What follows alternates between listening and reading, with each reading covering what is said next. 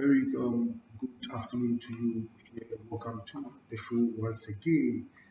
It's been a while since I think 1 day off or 1 or 2 days off. Time check is 16:06 p.m. 6 p.m. Doha time, and welcome to the sports edition of the show on Fozan channel. Please do subscribe to the show as well as share the program for those who don't have the opportunity to watch the program to also share in the joy that we do give on this show. On today's show, we are after subscribing to the show, please do well to touch the notification part. Touch the notification part after hitting the red subscribe button.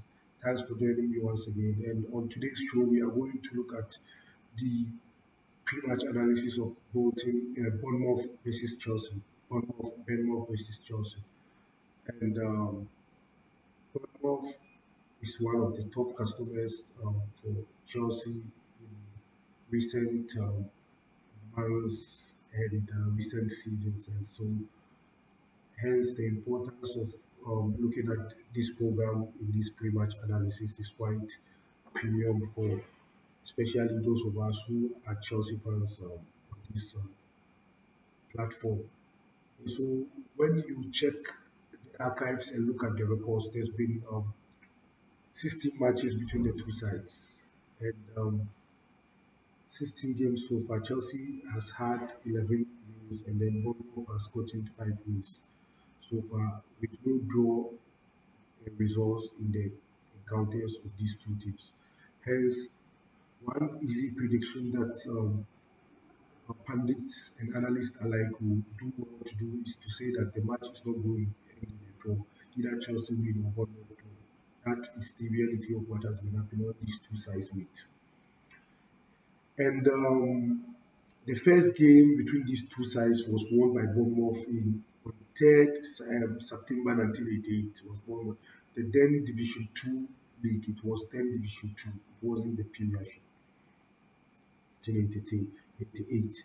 And then the last game they played was on the 14th of December 2009. Remember, Bournemouth won 1-0 at the Stamford Bridge in the English Premiership League. In the 84th minute, Daniel Gosling scored for Bournemouth to win the game for Bournemouth. And so that was the last encounter between the two sides. And then let me look at some issues before I come back to look at the possible lineup of the two sides. And then there's this concern that I've checked and scanned through about Pulisic's injury, right? And so Christian Pulisic is a player that we do rely on him so much, but because of his injury records some late, it begs the question for Chelsea to go in to the market and then get in some players and ship them in. Whilst Lampard as well is thinking of shipping out some players who are not doing well so far in the season. And then I think Chelsea should go in for some players in addition to what we have so far, because the injury record of Pulisic, the likes of Pulisic, Kante, Callum Hudson-Odoi, is having a toll on our performance in the season. And then, so we should get in more players to support the effort of Christian Pulisic, because he's not going to be relying upon 100% because of his injury records. And also, Lampard should be given the summer to also build his team, should be given this summer to also build his team, because whenever this season gets to an end and Chelsea plays fourth or we do worse, the excuse that the people alike and those pro Lampard fanatics will be given is that he's not been given enough opportunity to form his team prior to the beginning of the season because of the transfer ban that we faced. And coming back to the issue of the transfer ban, there's this former Chelsea player, Gaspuet, who addressed the issue that Chelsea fought through the Court of Arbitration for Sports, invested in lawyers and so much amount of money for the transfer ban to be lifted, only for Chelsea not to make use of the transfer ban. The winter transfer ban was supposed to have been made use of by Chelsea, because we invested so much in our lawyers and through the Court of Arbitration for Sports, thinking that we're going to utilize the transfer period. And unfortunately, we couldn't utilize it. And the reality of the situation is that, the transfer window of Chelsea was supposed to have ended at the end of this season. So if we knew we could not have made use of the transfer um, period of the winter, why did we, in the first place, appeal for a transfer reduction in the first place? It's just a clear case of something that you applied to make use of, and you invested so much money, and the permission is granted to you to use such thing, and yet you didn't use such thing. When knowing that when the period of not using such the thing will expire, and hence you fully come back to your reality of you coming back to the normal situation. Meaning, we were supposed to, if we knew we wouldn't use the winter transfer period, why did we go in and invest so much in lawyers to have the transfer ban reduced? Then we could as well, what I mean is, we could as well allow the transfer period to elapse, knowing that we wouldn't use the period. So hence there wasn't a need for Chelsea to invest in lawyers. There was no need for us to spend money on lawyers through the Court of Arbitration for Sports to file an appeal if we knew that we wouldn't make use of the period when the appeal is reduced. That was the case for us. If we knew we wouldn't use the window, why would we spend money to appeal for the window to period to be reduced from 2 seasons to 1 season? We could as well allow the expiry period, the transfer period to expire, knowing that we don't invest any money in appeal, and we could as well allow it to elapse so that at the end of the season we will come back and make use of the period, the summer transfer window, when we know that during that time the transfer ban will be over anyway. So that is what we did. We invested in something that we didn't need to use. If we didn't need to use, why invest in such a thing? We would have well allowed it to pass. So going forward, let's look at the issue also on Fikayo Tomori. You could see that the issue of fatigue is also playing in Chelsea's struggles with respect to positive performance. And you could see that Rudiger of late has been overused. Though somebody would say he didn't start the season, so he ought to be given more time to play. Yes, that is a factor. But be that as it may, overusing of players will also make them tired. And hence, we will not see the reality, the best of performance whenever they are featured in games. Hence, the issue of fatigue is also playing with respect to Antonio Rudiger.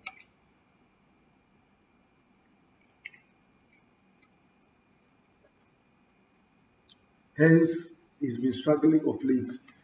We'll see that also Christensen, despite the fact that he was injured in, I think, the game against Manchester United or some other team, he had to, the blood was oozing out from his face. He had to be controlled and stabilized. And later, he had to get a face mask to play later on after the match. He had to get face mask to feature in subsequent matches.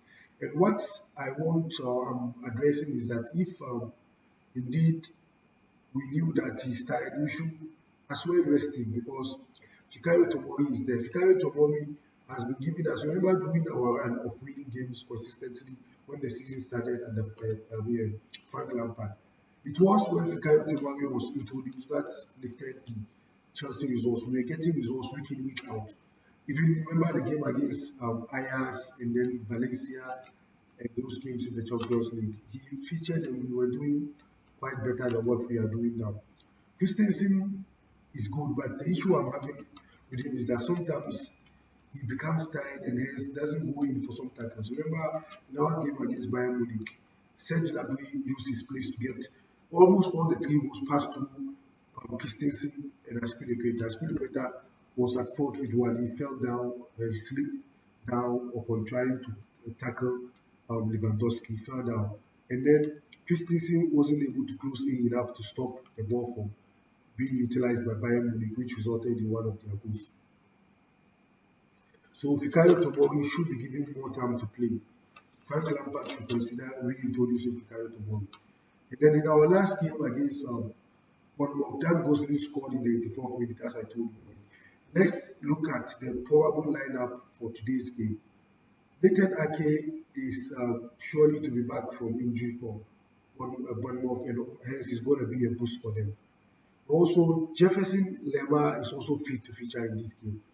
Those who are going to miss out this encounter are Chris Mepham, Lloyd Kelly, Arnold Denjuma, Godeveld are all out of this encounter. Probable Bournemouth lineup is going to be Aaron Ramsdale in post, Smith, Cook, Nathan Ake, Rico, Gosling, Seaman, Palin, Harry Wilson, Callum Wilson, Josh King are going to feature for Bournemouth with Dominic Solanke on the bench. Remember this guy Solanke said he had to leave Chelsea for Liverpool because he wasn't getting enough playing time. And he went to Liverpool and still he wasn't getting enough playing time. Hence his mission of leaving departing Chelsea was not utilized. And so he left. Liverpool also at a point in time deemed him to be surplus to requirement, and so he was shipped out and to Bournemouth, and hence he now finds himself at Bournemouth on the bench again. Somebody who thought he was not good enough for to stay on the Chelsea bench now finds himself ironically and accidentally on the bench of Bournemouth.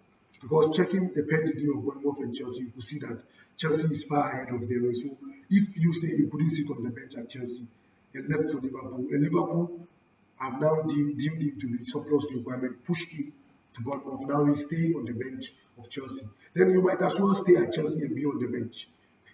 that is the reality of Dominic Solanke's case. He thought that he was bigger to sit on the bench at Chelsea, and now he's sitting on the bench of Bournemouth, who doesn't play in the Champions League or any PL tournament that Chelsea do play in.